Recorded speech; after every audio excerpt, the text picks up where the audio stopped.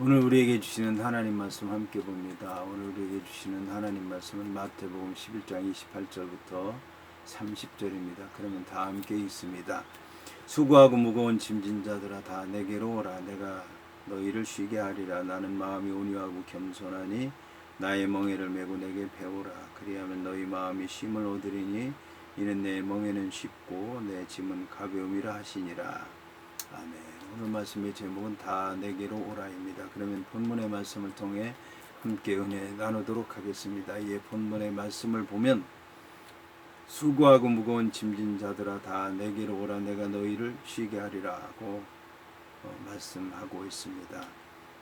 여기서 수고하다라고 하는 말은 지친다, 수고한다, 애쓴다라고 하는 뜻으로서 수고하고 애쓰는 과정 자체를 얘기하기도 하지만 복음과 교회를 위해서 거룩한 수고를 한다라고 하는 뜻을 지니고 있습니다. 이것은 스스로 많은 일들을 찾아서 일을 하기 때문에 계속해서 하기 때문에 피곤하고 지친 자들을 얘기하는 것입니다. 오늘 말씀은 분사형으로 쓰였는데 진행적인 의미가 있습니다. 이처럼 진행적인 의미가 있다고 하는 것은 본문이 단 한 번 낙심하거나 지친 것이 아니라 지금까지 계속해서 지치고 계속해서 낙담하고 계속해서 쓰러져 있는 사람들이라는 뜻입니다. 이것은 한편으로는 복음의 사역자로서 수고한 자들을 가리켜서 말하는 것이고, 다른 한편으로는 세상 일에 지치고 녹초가 된 상태 가운데 있는 사람들을 가리켜 말하는 것입니다. 여기서 무거운 짐진 자는 남에게 어떤 짐을 지운다는 뜻을 지니고 있습니다. 따라서 본문을 직역하면 너희 남의 짐진 자들아 라고 하는 뜻으로서 다른 사람들에 의해서 무거운 짐을 진 채 계속해서 지쳐있는 사람들을 말합니다. 여기서 짐은 한편으로는 죄와 염려에 대한 고통이고, 다른 한편으로는 육체적인 의무, 이에 더 나아가 특별히 전통적으로 이제 지워지고 있는 율법, 그리고 유전의 짐을 의미하기도 합니다. 이런 점에서 예수님께서는 서기관들과 바리새인들이 모세의 자리에 앉아서 사람들의 어깨에 무거운 짐을 지운다고 비난하신 적이 있습니다. 따라서 수고하고 무거운 짐진 자들이라고 하는 말은 당시의 로마의 압박 속에서 육체적으로 정신적으로 지치고 피곤하고 쓰러져가는 사람들을 가리키고, 이에 더 나아가서 종교적인 관행이 요구한 율법의 짐과 마귀가 요구하는 죄의 짐 사이에서 눌려있는 사람들을 가리키는 것입니다. 이처럼 예수님께서는 마음이 부한 사람이나 자기 자신의 상태에 만족해하고 있는 사람이 아니라 바로 자신의 비참한 실존적인 상태를 바로 보고 있고 있는 사람들을 향해서 부르시고 계신 것입니다. 본문에 다 내게로 오라고 말씀하신 말씀은 예수님께서 아버지를 계시하시는 분이실 뿐만 아니라 죄인들에게 자신에게로 오라고 초대하시는 분이라는 것을 말씀하는 것입니다. 예수님께서는 자신에게 마음을 두고 나오는 어떤 사람도 모두 받을 만한 넓은 사랑과 모든 인간을 친히 부르시고 초대할 만큼 절대적인 권위를 가지시고 구원과 안식으로 초대하고 계신 것입니다. 그런데 한 가지 그냥 넘어갈 수 없는 사실은 예수님께서는 지혜롭고 슬기 있는 자들을 초대한 것이 아니라 수고하고 무거운 짐진 자들과 아이같이 지혜는 없지만 순박한 자들을 모두 초대하고 계시다라고 하는 것입니다. 여기서 내가 너희를 쉬게 하리라고 하는 말을 직역하면 그러면 내가 너희를 쉬도록 만들 것이다 라고 하는 뜻입니다. 여기서 쉬게 한다라고 하는 말은 쉬게 한다, 영적인 휴식을 준다, 안식하게 한다라고 하는 뜻입니다. 특히 아나파우에서 나온 명사 아나파우시니라고 하는 말은 쉰다라고 하는 말인데 안식한다라고 하는 말과 같은 의미를 지녔습니다. 따라서 원어적으로 볼 때 본문은 예수님께서 너희에게 안식을 주시겠다고 약속하신 말씀으로 이해할 수가 있을 것입니다. 이처럼 예수님께서 말씀하신 것은 마지막 날의 영원한 안식만 뜻하는 것이 아니라 하루하루 살아가는 일상생활에서의 모든 갈등을 해소한 후에 평화와 안식까지도 약속하고 있는 것입니다. 성도가 주께로 가면 성도는 죄에서 해방되고 율법의 속박에서 해방되고 불안과 염려에서 해방되고 고통에서 해방되는 기분을 맛볼 수 있는 것입니다. 한편 본문은 특히 나라고 하는 말이 강조되어 있는데 카고라고 하는 말로서 강조하고 있습니다. 인간에게 무거운 짐을 맡겼던 자들과는 대조적으로 예수님께서는 권위 있는 말씀으로 초청에 맞게 절대적인 안식을 약속하신 것입니다. 이어서 본문은 나는 마음이 온유하고 겸손하니 나의 멍에를 메고 내게 배우라 그리하면 너희 마음이 쉼을 얻으리라고 말씀하고 있습니다. 여기서 나는 마음이 온유하고 겸손하다라고 말씀하고 있는데 나는 마음이 온유하고 겸손하다라고 하는 말씀과 관련해서 예언자 이사야는 메시아를 겸손히 고난받는 종으로서 묘사하였습니다. 다른 예언자들은 종말론적인 메시아를 온유하고 겸손한 인격을 가진 분으로 소개하고 있습니다. 이 예언의 성취를 마태는 지적하기 위해서 예수님께서 겸손해서 낮아지셨다라고 말씀하고 있고 비천하게 되셨다라고 하는 말씀도 하고 있습니다. 여기서 마음을 의미하는 카르디아라고 하는 말은 원래 심장을 뜻합니다. 이것은 단순히 육체의 일부로서의 심장 기관을 뜻하지는 않습니다.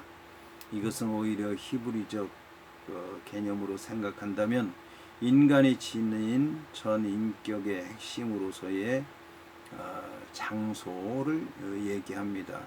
이는 결국 예수님의 성품을 언급한 것이라고 얘기할 수가 있습니다. 여기서 온유하고 겸손하다라고 하는 말은 그냥 화를 내지 않고 온순하다라고 하는 뜻이 아니라 종으로서 다른 사람을 섬기며 고난을 당해서 다른 사람의 아픔을 알고 또 그 모든 것을 받아들이겠다라고 하는 말씀입니다. 본문의 나의 멍에를 메라고 하는 말과 관련해서 유대인 사회에서는 그 선생님과 제자 사이의 관계를 얘기할 때 나의 멍에를 메라고 하는 표현을 자주 습관적으로 사용했습니다.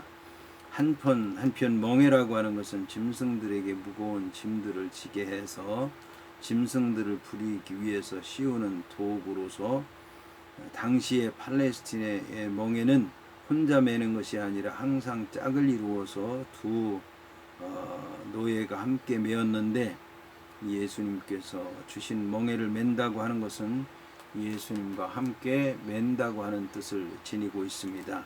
이처럼 본문은 제자들의 영적인 신앙생활을 은유적으로 표현한 것으로서 예수님께서는 제자들에게 율법의 멍에를 일방적으로 매도록 하지는 않지만 예수님께서 지고 있는 멍에를 함께 질 것을 당부하고 계신 것입니다. 율법과 세상의 멍에가 아니라면 예수님과 사랑의 멍에를 매야 하는 것이 우리 믿는 성도들의 믿음의 자세인 것입니다. 우리가 괴로움과 사망을 안겨다주는 세상과 율법의 멍에를 벗어버리기 위해서는 또 하나의 방법, 곧 그리스도께서 보여주신 새롭고도 가벼운 멍에를 지닌 것입니다. 그것이 곧 우리의 인생의 모든 고통을 극복할 수 있는 유일한 길인 것입니다. 본문에 내게 배우라고 하는 말씀은 자신을 모방하라, 자신의 경험을 배우라고 하는 뜻이 아니라 자신만이 전달해 줄 수 있는 하나님께서 주신 계시의 진리를 와서 배우라는 말씀입니다. 이것은 결국 완전한 신앙 생활로 부르신 것입니다. 여기서 마음에 해당하는 푸시케라고 하는 말은 예수님의 마음과는 구별되는 것으로서 생물학적으로 볼 때 생명의 요체, 생명의 혼을 뜻합니다. 이를 다시 표현하면 자아의식, 자아의지, 자아라고 얘기할 수가 있습니다. 한편 본절 29절에 쉼을 얻으리라고 하는 말은 28절에 쉬게 하리라고 하는 약속에 대한 응답입니다. 여기서 얻으리라고 하는 말에 해당하는 휴레세테라고 하는 말은 찾는다, 발견한다는 뜻입니다. 따라서 참된 안식은 만들어지는 것이 아니라 발견하는 데 있다고 하는 것입니다. 이 참된 안식은 이미 예수님 안에 있었고 예수님께서 주리라고 약속한 가운데 있었고 예수님과 함께 멍에를 매게 되면 발견할 수 있다고 하는 말씀인 것입니다. 이 말씀은 예레미야 6장 16절의 말씀을 인용했다고 할 수가 있습니다. 예레미야는 너희는 길에 서서 보며 옛적 길 곧 선한 길이 어디인지 알아보고 그리로 행하라고 하면서 너희 심령이 평강을 얻으리라고 한 것입니다. 따라서 본문을 예레미야의 말씀과 연관지어서 이해한다면 옛적 길 곧 선한 길로 행하려면 예수의 멍에를 메어야 하는 것입니다. 그러나 예수의 멍에는 율법 학자들이 뒤집어 씌운 그런 무거운 짐이 아니라 안식을 가져다 주며 평강을 가져다 주는 쉽고도 가벼운 것입니다. 이어서 본문은 이는 내 멍에는 쉽고 내 짐은 가벼움이라 하시니라고 말씀하셨습니다. 본문은 이유를 나타내는 접속사 가르라고 하는 말로 시작되는데 주의 멍에를 메고 주께 배우면 왜 마음이 쉼을 얻는지에 대한 이유를 밝혀주는 이유를 나타내는 부사절입니다.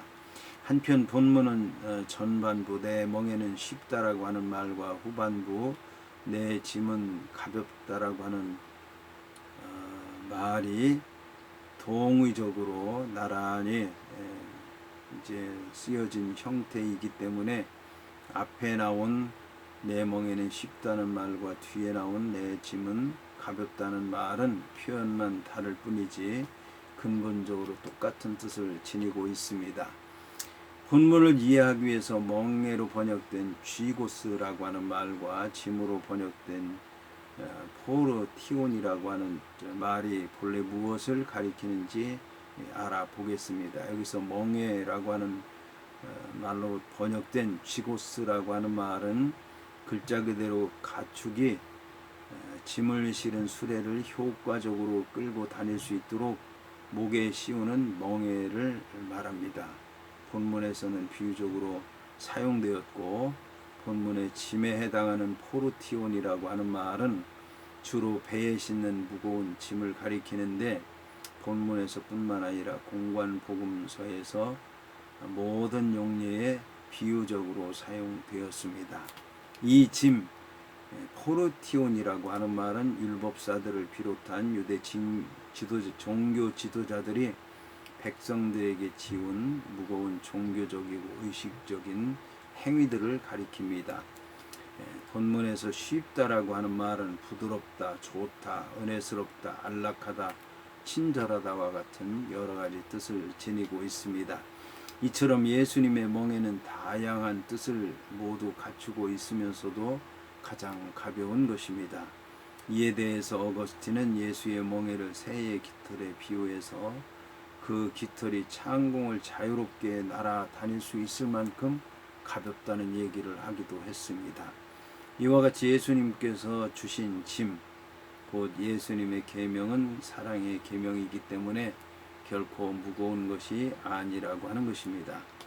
그러나 이것은 결코 예수님께서 가르친 것이 세상의 도덕이나 또 바리새인들이 지어준 율법이나 또 서기관들이 지어준 짐이나 이런 것보다 가치가 없고 가벼워서가 아니라 예수님의 가르침이 그러한 가르침보다 더 준엄하고 숭고하고 엄격한 것이라고 하는 겁니다. 그러나 예수님의 짐은 가볍고 쉼을 얻게 하는 것이라는 겁니다. 그러면 예수의 짐이 왜 가벼운가에 대해서 알아보도록 하겠습니다. 첫째, 예수의 짐이 가볍고 쉼을 얻게 하는 것은 확실한 구원을 가져오기 때문입니다. 둘째, 예수의 짐이 가볍고 쉼을 얻게 하는 것은 선하고 바르고 좋은 것이기 때문에 좋은 결과를 가져오기 때문에 그렇습니다. 셋째, 예수의 짐이 가볍고 쉼을 얻게 하는 것은 항상 예수의 능력에 의존함으로 예수님의 능력을 받고 또 능력대로 살게 되면 그 능력이 나를 통해서 나타나게 되고 나를 통해 나타나게 되면 예수님께서 어떤 분이신가 다른 사람들이 알게 되고 복음이 전파되게 되고 또 전도의 역사가 일어나기 때문에 그렇습니다. 넷째, 예수의 짐이 가볍고 쉼을 얻게 하는 것은 혼자 매는 것이 아니라 예수님과 함께 사랑으로 매기 때문입니다. 그래서 예수의 짐을 지게 되면 예수님께서 함께 하시고 예수님께서 동행하시고 예수님께서 역사하신다고 하는 것을 체험하게 되는 것입니다.